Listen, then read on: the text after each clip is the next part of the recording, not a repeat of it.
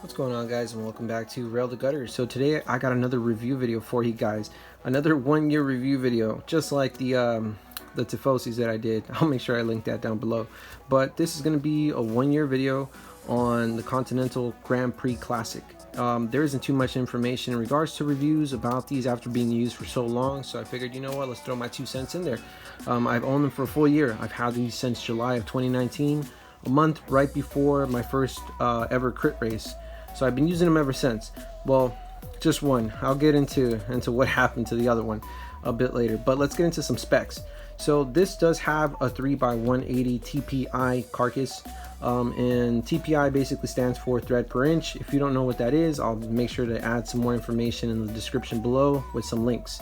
The other thing is that this does have Continental PolyXBreaker, and that is basically a liner that lines the entire wheel, the tire, for some assistance with punctures, and that's pretty much all over the tire.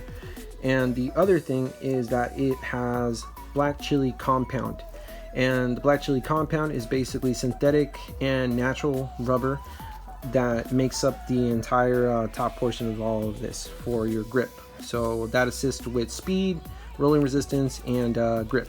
So that's pretty much what that is. Oh, and the other thing is that the tire does come in a 25 mil. This is pretty much the only size this tire ever came in. So that's the other thing. Now, this video is basically going to be 50-50. It's going to be pros and cons. And I'll let you guys decide as to, you know, how or what you think about them, because for my personal, this is all coming from me, personal experience in the time that I've had them. So I'll start off with the cons.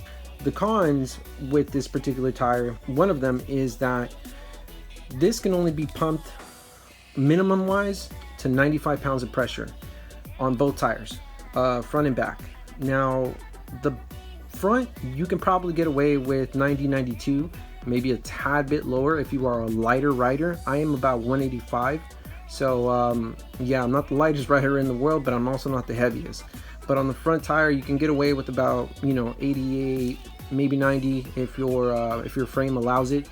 Your rear one, you know, most of your weight is in the back, so you probably are going to have to pump it to 95, so it should be fine for the most part. You can go up a little higher. Maximum is 120 on both tires.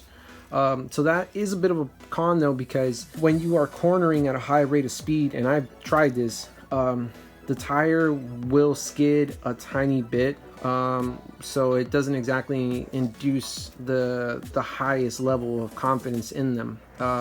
You know, 32 miles an hour, it'll still hold just fine.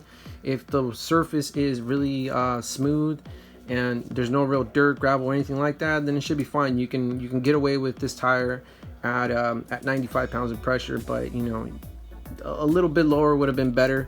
So yeah, that's definitely that. The other thing is that the PolyXBreaker, although it's there to assist with punctures, yeah, that kind of failed. So on the front here, I actually already have like thorns and stuff like that. I was using this a bit earlier, but the front is the only one that kind of gets away with that puncture resistance thing. The rear one, I don't have it anymore, because the tire, after about 1,000 miles or so, I had so many cuts in the tire that one of the cuts actually cracked open and just basically almost blew. I could see all the threading on the inside, so I had to get rid of it. I had to go back to an old tire that I already had laying around, and yeah, that was pretty much the end of it at 1,000 miles. So that lets you know that this tire just is not going to last that long. You know, that's the downfall of it. The last thing is that this would have been nicer if it was in a slightly bigger size. This only comes in a 25. It would have been nicer if it came in a 28 option. You know, at least that would have been great. But that's not,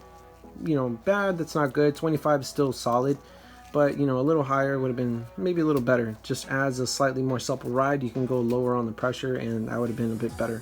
Oh, the other thing is that there's no rubber here. So what happens when you're riding on these, especially the rear one, is that the sidewall flexes a lot.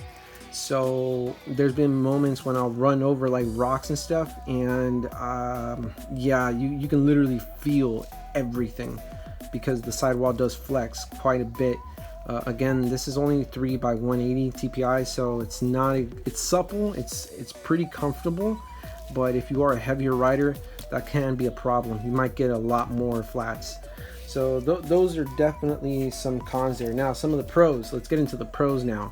And I personally think these outweigh the cons. Inexpensive, 66 bucks for the set, roughly. They might have gone up, you know, now that everyone's currently or temporarily locked down, but I'll add that link down below in the description. On Amazon, so pretty inexpensive. You can probably get them on eBay or another place. I'll see if I can find a link for that as well. And the other thing is that the black chili compound, although it can skid, it still grips. You know, if you run the tire at the correct pressure for your weight, depending if you're carrying a backpack or if you're just racing for these with these, then it should be fine. It's sufficient. It does hold. So not so much in the wet, I will say that. I've tried these in the wet and this shit slips all over the place, so I would not trust it in the wet. The other pro is aesthetic wise. I mean, it looks cool. Honestly, you could throw this on a black bike, a red bike, a blue bike, a yellow bike, you know, silver bike. I would think it would look pretty nice, you know, pretty snazzy. So that's another thing. These do have wear indicators all over. I believe there's 2 different spots. There's some right here, wear indicators, and it's really convenient because that lets you know when you need or you should change the tire. So really convenient to have those wear indicators. These are a folding bead, by the way. I did not mention that earlier. These are a folding bead clincher, so that's why I would think that they're pretty inexpensive. But the fact that they are a folding bead clincher, it makes it a lot easier to get on the rim. So super upside on that one as well. And yeah, I mean, those are some of the pros and cons. You know, it's not meant to be a commuter tire at all whatsoever. These are meant to be touring and racing tires.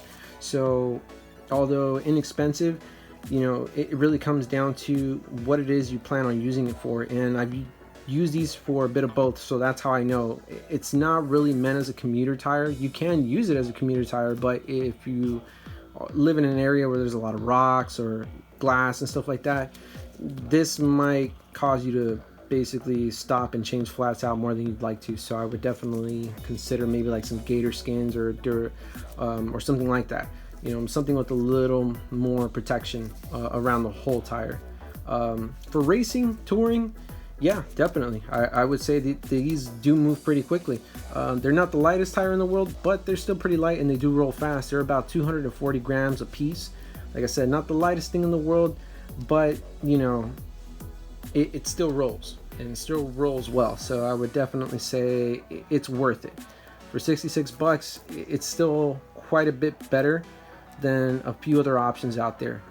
But that's pretty much it. That's all I got for you guys. If you guys have any questions, make sure you guys drop them down in the comments. And remember, make sure you guys like, subscribe, and I'll catch you guys at the next one. Thank you guys for watching.